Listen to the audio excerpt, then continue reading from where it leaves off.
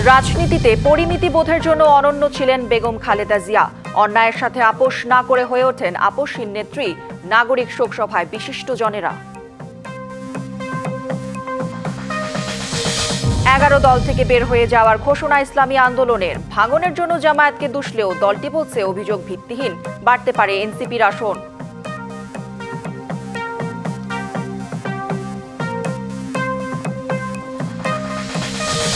আঠারো মাসে ধারণার চেয়েও বেশি অর্জনের দাবি অন্তর্বর্তী সরকারের। রাজনৈতিক, কূটনৈতিক, অর্থনৈতিক এবং সংস্কার ইস্যুগুলোতে ভিন্নমত বিশ্লেষকদের। পোস্টাল ব্যালটে ভোট দিতে বরিশালের ৮৭,০০০ প্রবাসীর নিবন্ধন। প্রার্থী ও সচেতন মহলের মিশ্র প্রতিক্রিয়া।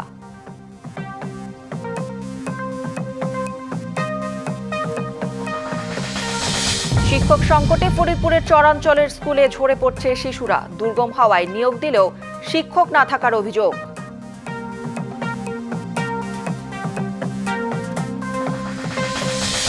এবং গ্রিনল্যান্ড ঘিরে বিশ্ব রাজনীতির নতুন সমীকরণ। কৌশলগত অবস্থান ও বিপুল প্রাকৃতিক সম্পদে চোখ শক্তিশালী দেশগুলোর।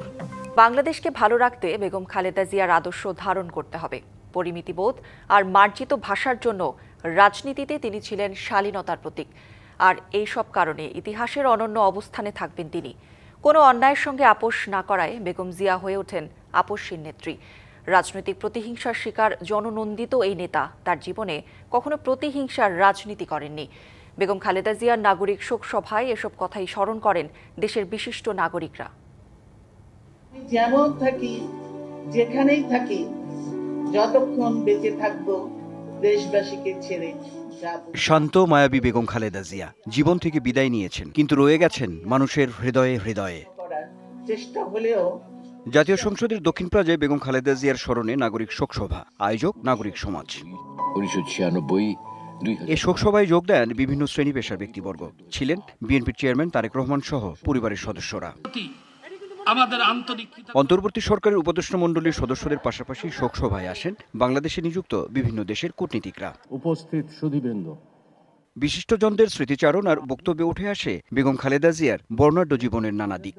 দেশের বাইরে আমার কোনো ঠিকানা নেই, দেশই আমার শেষ ঠিকানা।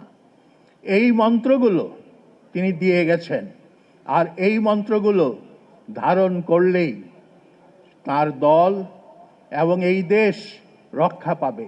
তাকে যে ভিক্টিমাইজ করা হয় নানানভাবে, আমার কাছে মনে হয় যে তার এই যে দুইটা পর্ব, প্রথম দিকের যে উত্থান পর্ব, সেখানে কিন্তু তাকে আমরা সবাই জানি, সবাই বলেন যে তিনি আপোষহীন নেত্রী। সুষ্ঠু তদন্তের স্বার্থে ম্যাডামের চিকিৎসা সংক্রান্ত বিএমইউর সমস্ত ডকুমেন্ট আইনগতভাবে জব্দ করা উচিত।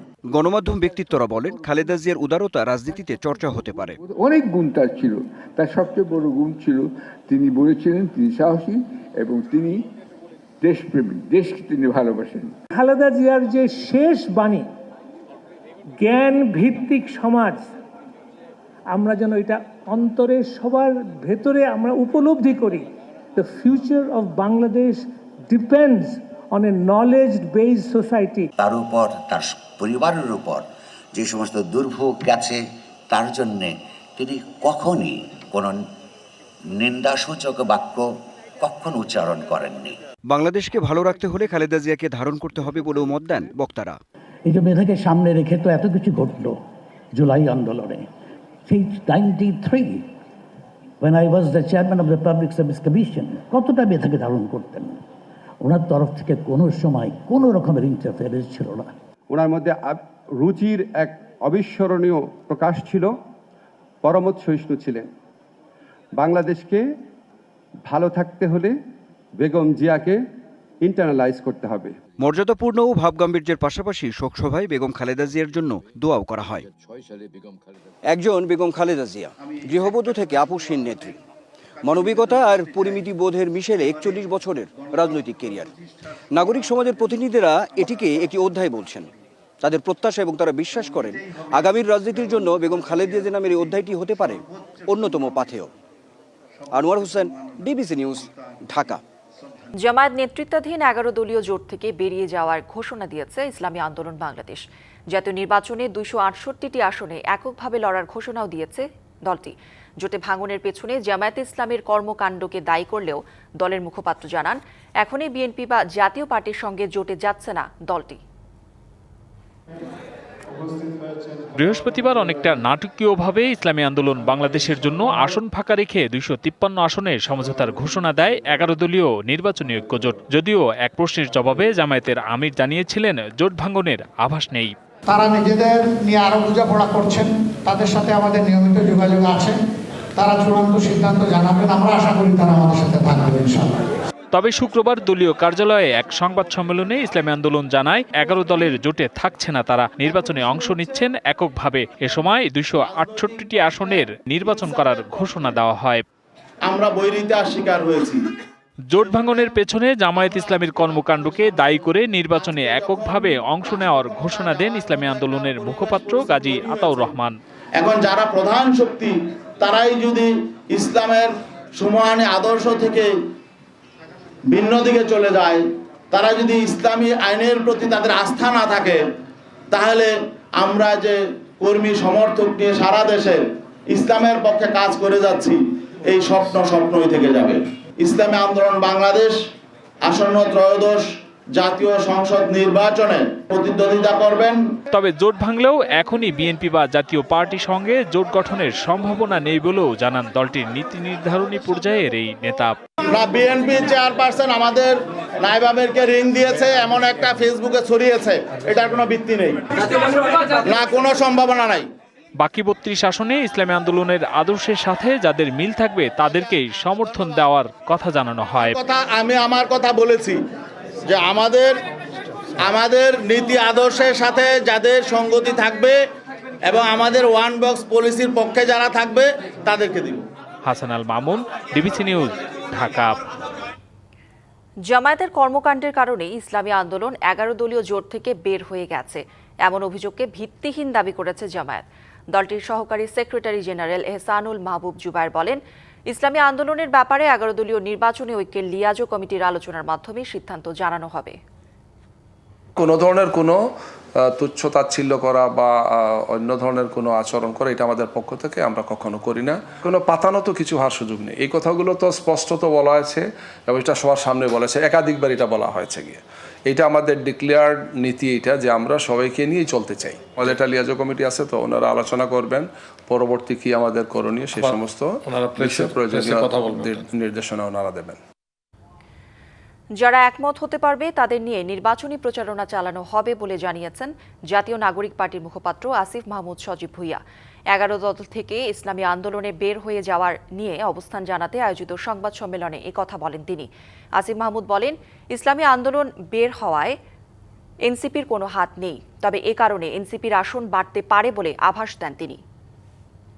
জোট গঠনের ক্ষেত্রে এনসিপি সর্বোচ্চ স্যাক্রিফাইস দিয়ে মূলত আমাদের ইন্টারেস্টের জায়গাটা হচ্ছে এই আমাদের যে প্রিন্সিপালগুলোর উপরে এই জোট হয়েছে। আমরা অবশ্যই প্রত্যাশা করব যে এনসিপির যে 30টি আসনে সমঝোতা হয়েছিল জামাতের সাথে এবং অন্যান্য 10 দলীয় নির্বাচনী ঐক্যের সাথে, আমরা প্রত্যাশা করি যে এই সংখ্যাটা বাড়বে। রিটার্নিং অফিসারের সিদ্ধান্তের বিরুদ্ধে প্রার্থীদের করা আপিল নিষ্পত্তির 7ম দিনে শুক্রবার 43টি আপিলের শুনানি হয়েছে। এর মধ্যে প্রার্থিতা ফিরে পেয়েছেন 18 জন। আবেদন নামঞ্জুর হয়েছে 17টি। এছাড়া অপেক্ষমান রাখা হয়েছে 4টি আবেদন। রাজধানীর আগারগাঁওয়ে নির্বাচন কমিশন ভবনে বিকেল 3টা থেকে 5টা পর্যন্ত চলে এই শুনানি। আয়করের নথি, শিক্ষাগত যোগ্যতা, স্বতন্ত্র প্রার্থীদের 1% সমর্থন, মামলাসহ বেশ কিছু কারণে প্রার্থীদের মনোনয়ন বাতিল হয়। এর পরিপ্রেক্ষিতে প্রার্থিতা ফিরে পেতে ও প্রতিদ্বন্দ্বী প্রার্থীর মনোনয়নের বৈধতা বাতিল চেয়ে সব মিলিয়ে 645টি আপিল জমা পড়ে। 10ই জানুয়ারি শুরু হওয়া আপিল নিষ্পত্তির শুনানি শেষ হবে 18ই জানুয়ারি। প্রায় 18 মাস রাষ্ট্র পরিচালনার পর আগামী ফেব্রুয়ারির মাঝামাঝিতে শেষ হচ্ছে অন্তর্বর্তী সরকারের মেয়াদ। সব ঠিকঠাক থাকলে ওই সময় নতুন নির্বাচিত প্রতিনিধিদের কাছে ক্ষমতা হস্তান্তর হবে। কিন্তু একটি বিশেষ অবস্থার মধ্য দিয়ে দায়িত্ব নেওয়া সরকার কতটুকু সফল, চলছে এই আলোচনা। সরকারের দাবি কত সময়ে ধারণার থেকেও বেশি অর্জন তাদের। তবে রাজনৈতিক, কূটনৈতিক, অর্থনৈতিক অর্জন এবং সংস্কার, বিচার ও দুর্নীতি দমন নিয়ে ভিন্ন মত রয়েছে বিশ্লেষকদের।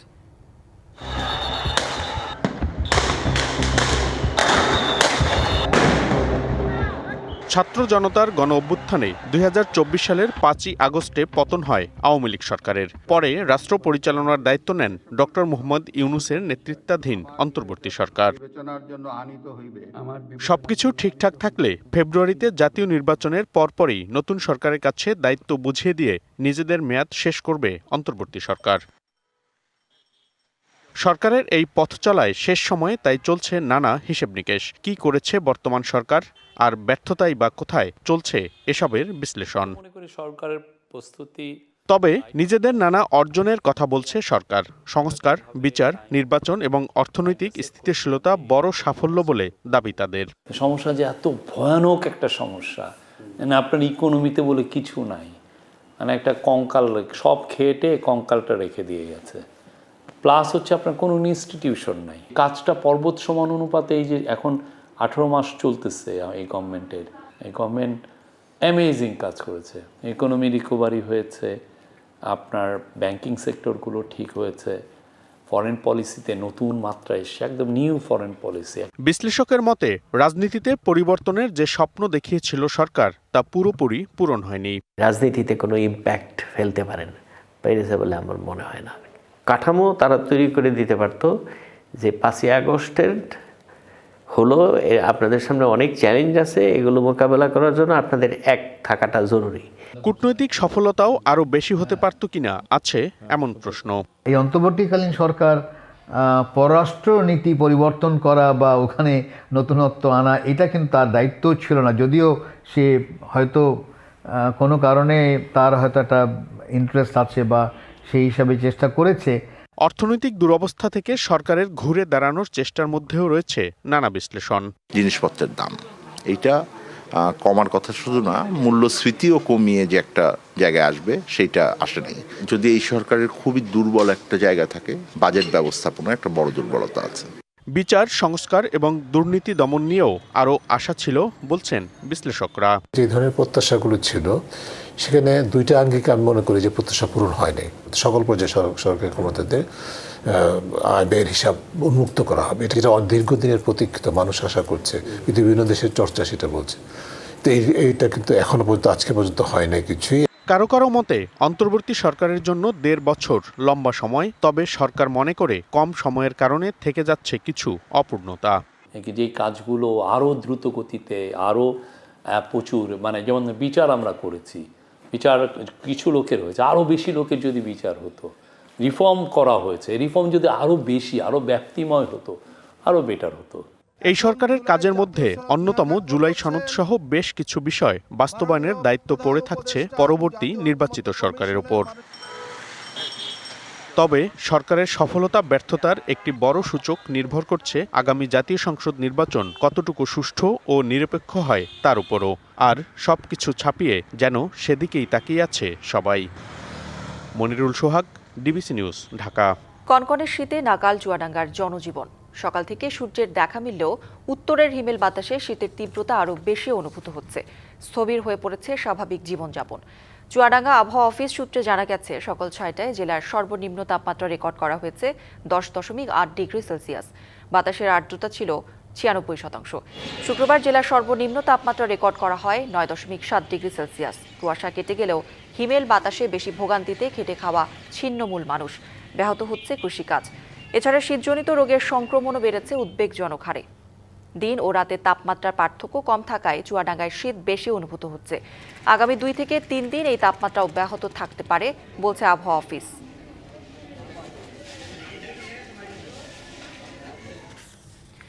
শিক্ষক সংকটে ফরিদপুরের চরাঞ্চলের স্কুলে ঝরে পড়ছে শিশুরা। সভ্য সমাজ ব্যবস্থা আর নাগরিক সুবিধা থেকে বিচ্ছিন্ন জনপদ দিয়ারা নারিকেলবাড়িয়া চরাঞ্চল। যোগাযোগের একমাত্র মাধ্যম নৌপথ। উপার্জনের উৎস বলতে কেবল কৃষি। অভিযোগ, দুর্গম হওয়ায় নিয়োগ দিলেও থাকে না শিক্ষক।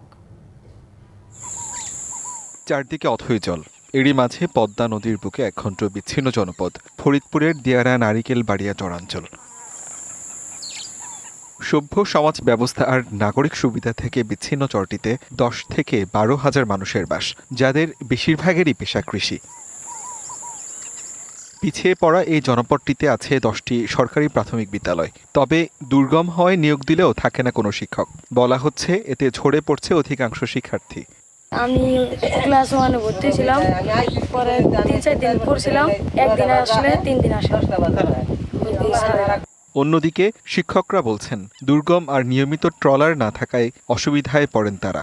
অধিকাংশ শিক্ষকগুলোই উপস্থিত হয় না দৈনিক, দেখা যায় মাসে একবার, কেউ বছরেও 2-1 আসে, এরকম অবস্থা, যার কারণে নিয়মিত ছাত্রছাত্রীও আসে না, পড়ালেখা কেন হয় না। পড়ালেখা না হইলে আমাকে তোর পড়ালেখার দরকার, এমনি আমরা মাদ্রাসায় দিয়ে দিচ্ছি। আমরা আসি উপর থেকে আসার কারণে আমরা দুইটার মধ্যেই স্টুডেন্টদের অনেক সময় ছেড়ে দিই আমাদের যাওয়ার জন্য, অনেক সময় ট্রলার পাওয়া যায় না। স্কুল 4-5-এ এই উপযোগী শিক্ষার্থীর সংখ্যা খুবই কম।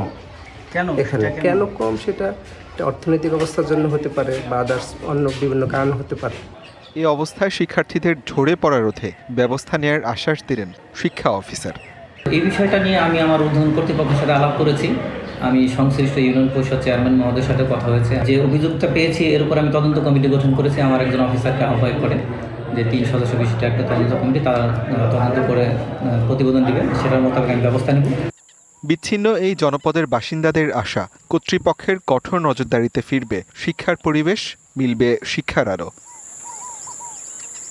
DVC news desk. দীর্ঘ প্রতীক্ষার পর প্রথমবারের মতো জাতীয় নির্বাচনে ভোটাধিকার প্রয়োগ করতে যাচ্ছেন প্রবাসী বাংলাদেশিরা, যার মধ্যে বরিশালের 87,000। তবে পোস্টাল ব্যালট নিয়ে প্রার্থী ও সচেতন মহলের মাঝে মত দ্বিমত থাকলে প্রশাসন বলছে এটি যুগান্তকারী উদ্যোগ।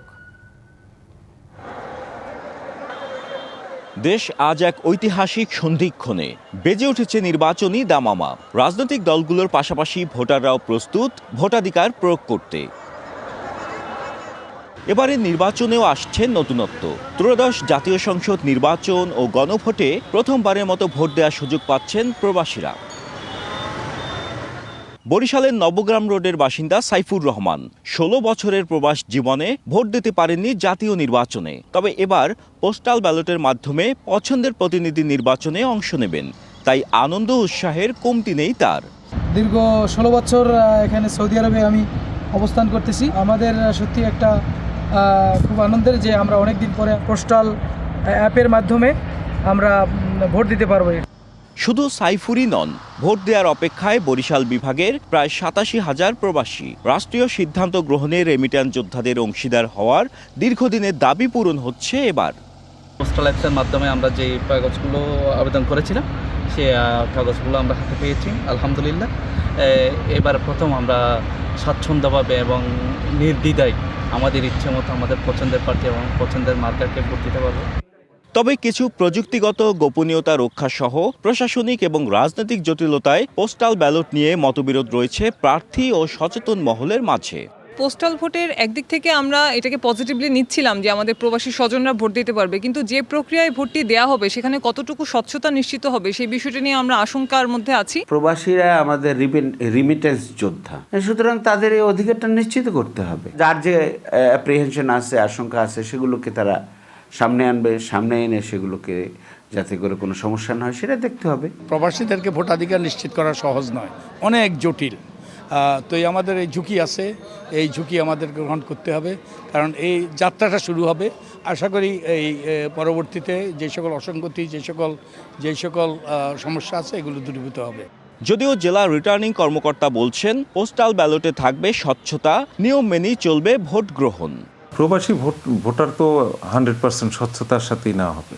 আমাদের এখানে যে ভোট আসা থেকে পোস্টাল সিস্টেমে তাকে আনা, তার গণনা করা, সবকিছু স্বচ্ছতার মাধ্যমে। দূর পরবাসে থেকেও দেশের নেতৃত্ব নির্ধারণে অংশ নেবে প্রবাসীরা, তাই ভোটের দিনটিকে ঘিরে তাদের উৎসাহ উদ্দীপনার কমতি নেই। এদিকে সংশ্লিষ্টরা মনে করছেন প্রবাসীদের এই অংশগ্রহণ দেশের নির্বাচন সংস্কৃতিতে যুক্ত করবে নতুন মাত্রা। Ziad Mahmud, DBC news, Barishal. ত্রয়োদশ জাতীয় সংসদ নির্বাচনকে ঘিরে চূড়ান্ত ভোটার তালিকা অনুযায়ী ফেনীতে প্রায় 6 লাখ তরুণ ভোটার রয়েছেন। এর মধ্যে প্রায় 1 লাখ নতুন ভোটার যুক্ত হওয়ায় জেলায় ভোটের সমীকরণে নতুন মাত্রা এনেছে। ধারণা করা হচ্ছে জেলার 3টি আসনের ফল নির্ধারণের জন্য তরুণ ভোটাররা এবার মুখ্য ভূমিকা পালন করবেন। তাই তরুণদের প্রাধান্য দিয়েই নানামুখী নির্বাচনী রণকৌশল হাতে নিচ্ছেন প্রার্থীরাও। 6টি উপজেলা ও 5টি পৌরসভা নিয়ে গঠিত ফেনীতে আসন রয়েছে 3টি। ত্রয়োদশ জাতীয় সংসদ নির্বাচনে প্রতিদ্বন্দ্বিতা করছেন বিভিন্ন রাজনৈতিক দলের মোট 22 জন প্রার্থী। সংসদ নির্বাচন এলেই বিভিন্ন প্রতিশ্রুতির ঝুড়ি নিয়ে ভোটারদের কাছে দৌড়ঝাঁপ শুরু করেন প্রার্থীরা, যদিও ভোট শেষে প্রতিশ্রুতিগুলো আলোর মুখ দেখে না, এমন অভিযোগ স্থানীয় ভোটারদের। জনগণ এমন প্রার্থী চাই যে আমাদের ফেনী জেলার সুখে দুঃখে সবসময় পাশে থাকবে। যারা হচ্ছে মাদক সিন্ডিকেট ভঙ্গে এবং আমাদের জেলা থেকে এই যে মাদকের যেই আসর বলা হয় আমাদের জেলাটাকে, এই শব্দটাকে, এই বাক্যটাকে যাতে আমাদের ফেনী থেকে মুছে দিতে পারে। আমরা চাইবো আগামী দিনে ফেনীতে যিনি নির্বাচিত হয়ে আসবে, উন্নয়নের নামে যে ধরনের পরিলুক আমরা দেখেছি সেগুলো মুক্ত একটি ফেনী উপহার দিবে। এবারে নির্বাচনে জেলায় ভোটারদের মধ্যে একটি বড় অংশই প্রথমবারের মতো ভোট দেবেন। তাই কথার ফুলঝুরি নয়, আইন শৃঙ্খলার উন্নয়ন, বেড়িবাঁধের স্থায়ী সমাধান, চোরাচালান প্রতিরোধ এবং মাদকের আগ্রাসন বন্ধে যারাই কাজ করবেন তাদেরই বেছে নেবেন তরুণ ভোটাররা। সর্বোচ্চ নিরাপত্তার সাথে একটা উৎসবমুখর পরিবেশে সবাই যাতে আমরা আগামী নির্বাচনের ভোটটা দিতে পারি, ভবিষ্যতে যে প্রতিনিধি আসবে সে যেন নারীদের যথাযথ নিরাপদে ব্যবস্থা করে। আমরা আমাদের প্রথম ভোটটা একজন এমন জনপ্রতিনিধিকে দিতে চাই যারা মানুষের জন্য কাজ করবে, সমাজের জন্য কাজ করবে। অবাধ, সুষ্ঠু ও শান্তিপূর্ণ নির্বাচন নিশ্চিত করতে সবার সহযোগিতা প্রত্যাশা জেলা রিটার্নিং কর্মকর্তার। আমরা খুবই আশাবাদী, ইনশাল্লাহ, যেহেতু এখন জনগণ সচেতন এবং সবার সহযোগিতা, সবার অংশগ্রহণে আমরা শান্তিপূর্ণভাবে আমরা এই ত্রয়োদশ জাতীয় নির্বাচনের কার্যক্রম আমরা করতে পারবো। জেলার মোট ভোটার 13,30,924 জন, যার মধ্যে তরুণ ভোটার 5,93,750 জন। ফলে আসন্ন নির্বাচনে এই বিশাল তরুণ ভোটাররাই বড় ভূমিকা রাখবে, অভিমত বিশ্লেষকদের। DBC news desk. দখল ও দূষণে অস্তিত্ব সংকটে চুয়াডাঙ্গার মাথাভাঙ্গা নদী। শহরের বুক চিরে বয়ে যাওয়া এই আন্তঃসীমান্ত নদীটি এখন কার্যত একটি খোলা ড্রেনে পরিণত হয়েছে। দীর্ঘদিনেও নেওয়া হয়নি খননের কোনো উদ্যোগ। সবকিছু জানার পরও দূষণ রোধে কার্যকর কোনো পদক্ষেপ নেই পৌর কর্তৃপক্ষের। জড়িতদের বিরুদ্ধে ব্যবস্থা নেওয়ার আশ্বাস দিয়েছে জেলা প্রশাসক। একসময় যে নদীপথে জাহাজ কিংবা পালতোলা নৌকার চলাচল ছিল অবাধ, সেই মাথাভাঙা নদী আজ দখল ও দূষণে অস্তিত্ব হারানোর পথে। প্রায় 125 কিলোমিটার দীর্ঘ এই নদীর 72 কিলোমিটার প্রবাহ চুয়াডাঙ্গা জেলার ভেতর দিয়ে। মাথাভাঙা নদীর সঙ্গে যুক্ত চিত্রা, নবগঙ্গা ও ভৈরবের মতো গুরুত্বপূর্ণ নদ নদীর উৎসমুখ। কিন্তু মূল নদীতে পানি না থাকায় শাখা নদীগুলোও অস্তিত্ব সংকটে। চুয়াডাঙ্গা শহরের প্রায় সব প্রধান ড্রেন সরাসরি যুক্ত করা হয়েছে মাথাভাঙ্গা নদীর সঙ্গে। কোনো শোধন ছাড়াই নদীর পানিতে মিশছে ময়লা আবর্জনা। খনন না হওয়ায় কমেছে নদীর গভীরতা। তবে এসব নিয়ে ভ্রুক্ষেপ নেই পৌর কর্তৃপক্ষের। যে মাথাভাঙ্গা নদী, এটা দখল হতে হতে এমন একটা পর্যায়ে এসেছে যে নদীটা সংকীর্ণ হয়ে গেছে। তো আমরা চাই মাথাভাঙ্গা নদী খনন হোক এবং মাথাভাঙ্গা নদী সংরক্ষণ হোক। এদিকে দূষণে পানি ব্যবহারের অনুপযোগী হলেও বাধ্য হয়ে তা দিয়ে দৈনন্দিন কাজ সারছেন স্থানীয়রা। এতে বাড়ছে চর্মরোগ সহ বিভিন্ন পানিবাহিত রোগ। ময়লা মাটি ফেলে বুঝি ফেলে ধরেন নদী হয়ে গেছে দূষিত, পানি গোসল করলে গাছ উল্কায়। পয়ঃবর্জ্য সরাসরি মাথাভাঙ্গা নদীতে পড়ছে, যা এই অঞ্চলের পরিবেশ দূষণে বিরাট বড় একটা ভূমিকা রাখছে। এমন সংস্কার চাই যে নদী দিয়ে পানি প্রবাহিত হবে, স্রোত প্রবাহিত হবে এবং এলাকার মানুষরা এই নদী থেকে পূর্বে যেভাবে উপকৃত হয়েছে। পানি উন্নয়ন বোর্ড বলছে নদীটি বাঁচাতে নেওয়া হয়েছে নানা পরিকল্পনা। এই নদীর যে সকল স্থানে অবৈধ স্থাপনা রয়েছে আমরা একটা তালিকা প্রণয়ন করছি। পরবর্তীতে আমরা জেলা প্রশাসন এবং আইন শৃঙ্খলা বাহিনীর সহযোগিতায় আমরা অবৈধ স্থাপনা উচ্ছেদ কার্যক্রম পরিচালনা করতে পারব। দখল ও দূষণের সঙ্গে জড়িত সরকারি বেসরকারি কাউকেই ছাড় না দেওয়ার হুঁশিয়ারি জেলা প্রশাসকের। আমরা প্রশাসনের পক্ষ থেকে মাথাভাঙ্গা নদীকে বাঁচানোর জন্য এবং তাকে সার্বিকভাবে তা ঠিক রাখার জন্য আমরা নানামুখী কাজ করে যাচ্ছি। বাকিটা সকলের সহযোগিতা। অবৈধ দখল উচ্ছেদ, আধুনিক বর্জ্য ব্যবস্থাপনা চালু এবং খনন ছাড়া মাথাভাঙ্গা নদীকে বাঁচানো সম্ভব নয়। দ্রুত এটি বাস্তবায়নের দাবি স্থানীয়দের। DBC news desk. বিশ্বের বৃহত্তম ম্যানগ্রোভ বন সুন্দরবন। সংরক্ষিত এই বনে শীত মৌসুমে জমে ওঠে শুটকি পল্লী। এসব পল্লীতে উৎপাদিত শুটকি দেশের পুষ্টি চাহিদা পূরণ ও অর্থনীতিতে অবদান থাকলেও সংরক্ষিত বনের পরিবেশে এটি বড় ঝুঁকি তৈরি করছে বলে মনে করছেন বিশেষজ্ঞরা। বঙ্গোপসাগরের তীরে সুন্দরবনে জেগে ওঠা দুবলা, আলোরকোল, মেহের আলী, শালা, অফিস কেল্লা, নারকেলবাড়িয়া ও ছোট আম্বরিয়া চর নিয়ে গড়ে উঠেছে শুটকিপল্লী। নভেম্বর থেকে ফেব্রুয়ারি পর্যন্ত চলে শুটকি তৈরির কর্মযজ্ঞ। সমুদ্র থেকে আহরিত নানা প্রজাতির মাছ শুকিয়ে তৈরি হয় উন্নত মানের শুটকি, যা মেটায় দেশের বড় একটি পুষ্টির চাহিদা। জাল ধরে ওই বোটে মাছ কুলি দিয়ে যায়, কুলি দিয়ে গেলে আমরা বয়ে এনে মেলায় নেটে শুকায়। এটা কেউ এখানে বিক্রি করে, কেউ আবার মোকামে পাঠায়। এই জায়গায় লোটে শুটকি, সুরি শুটকি, সিংড়ে শুটকি, সুনো শুটকি, সব জাতের শুটকি হয়। গেল বছর শুটকিপল্লী থেকে রাজস্ব এসেছে প্রায় 6.5 কোটি টাকা। তবে পরিবেশবিদরা বলছেন, অর্থনৈতিকভাবে গুরুত্বপূর্ণ হলেও বনের পরিবেশ, প্রকৃতি ও মানুষের স্বাস্থ্যে নেতিবাচক প্রভাব ফেলছে শুটকিপল্লী। পলিথিন, প্লাস্টিক, শোলাসহ বিভিন্ন অপচনশীল দ্রব্য ব্যবহারে মারাত্মক ক্ষতি হচ্ছে বনাঞ্চলের। আমাদেরকে খেয়াল করতে হবে যে এই অর্থনৈতিক কর্মকাণ্ডগুলো করার মধ্যে যেন পরিবেশগত যেন কোনো ঋণাত্মক প্রভাব তৈরি না হয়। অর্থাৎ বন কেটে আমি দুবলাচরের মাছ শুকানো জায়গাটাকে আমি অনেক বাড়াই ফেলছি, এটা যেন না হয়। মৎস্যজীবীরা যাবে, পারমিট নিয়ে যাবে, নির্দিষ্টভাবে যাবে, এখনও যাচ্ছে, ভবিষ্যতে যাবে, মাছও আহরণ করবে, সবই ঠিক আছে, কিন্তু ওই এরিয়াটাকে মাছ শুকানোর জন্য বা প্রক্রিয়াকরণ করার জন্য ওই এরিয়াটা ব্যবহার করা যাবে না, এটা আমাদের কথা। সুন্দরবনের এই ক্ষতির বিষয়ে পরিবেশবিদদের সঙ্গে একমত পোষণ করেছেন বন কর্মকর্তারাও। 1010 লোক মানে জেলে বাওয়ালি মিলে এখানে থাকে। এরা কিন্তু এই এখনকার দিনে এই প্লাস্টিক দূষণ করছে এবং এদেরকে এই থাকার ফলে বনের কিন্তু ক্ষতি হচ্ছে। এখন কিন্তু সময় এসেছে এই দুবলার পল্লীটা এখান থেকে স্থানান্তর করে অন্ততপক্ষে সংরক্ষিত বনের বাইরে কোথাও নেওয়ার। শুটকিপল্লীর অর্থনীতি, কর্মসংস্থান ও দেশের পুষ্টি বিবেচনায় প্রয়োজনীয় ব্যবস্থা নেবে সংশ্লিষ্টরা, এমনটাই প্রত্যাশা সবার। DBC news desk. শীতের মনোরম আবহাওয়ায় বাগেরহাটে বেড়েছে পর্যটকদের আনাগোনা। বিশেষ করে ভিড় বাড়ছে ঐতিহাসিক ৬০ গম্বুজ মসজিদ ও হযরত খান জাহান আলী রহমতুল্লাহি আলাইহির মাজার এলাকায়। পর্যটক সমাগমে বেচাকেনা বেড়েছে স্থানীয় দোকানীদের। নিরাপত্তা ও শৃঙ্খলা বজায় রাখতে কাজ করছে ট্যুরিস্ট পুলিশ। শীতের দাপটের মাঝেও পর্যটক পদচারণায় মুখর বাগেরহাটের বিভিন্ন দর্শনীয় স্থান। শীত সকালের দুষ্টমিষ্টি আবহাওয়া উপভোগ করতে দূর দূরান্ত থেকে আসছেন নানা শ্রেণী পেশার মানুষ। আমরা পঞ্চম থেকে আসছি সুন্দরবন ঘোরার জন্য, সেখানে অনেক জায়গায় ঘুরে আসলাম, অনেক ভালো লাগলো। বিশেষ করে জেলার ঐতিহ্যবাহী ৬০ গম্বুজ মসজিদের স্থাপত্য সৌন্দর্যে বিমুগ্ধ তারা। পাশাপাশি খান জাহান আলী রহমতুল্লাহ আলাইহির মাজার জিয়ারতেও আসছেন অনেকে। আমি খান জাহান আলী পীর সাহেবের মাজারটা দেখে আসছি, এখন ৬০ গম্বুজ মসজিদটা দেখবো বলে আসছি। দর্শনার্থী সমাগমে সরগরম স্থানীয় ক্ষুদ্র ব্যবসা। বাগেরহাটের মানুষজন খুবই অতিথিপরায়ণ এবং আন্তরিক। ৬০ গম্বুজ মসজিদ দেখে মনে হলো যে এটা বাংলা বিশ্ব ঐতিহ্যের একটা অংশ, এটা আমাদের প্রত্যেকের দেখা উচিত। এদিকে দর্শনার্থীদের নিরাপত্তা ও শৃঙ্খলা রক্ষায় কাজ করছে ট্যুরিস্ট পুলিশ। দেশি বিদেশি সহ অনেকেই এখানে আসেন এবং পর্যটন মৌসুমে এখানকার পরিবেশ আমরা পুলিশ সবসময় নিরাপত্তা দিয়ে থাকি। সার্বিক পরিবেশ অনুকূলে থাকলে চলতি মৌসুমে পর্যটক পদচারণা আরও বাড়তে পারে মনে করছেন স্থানীয়রা।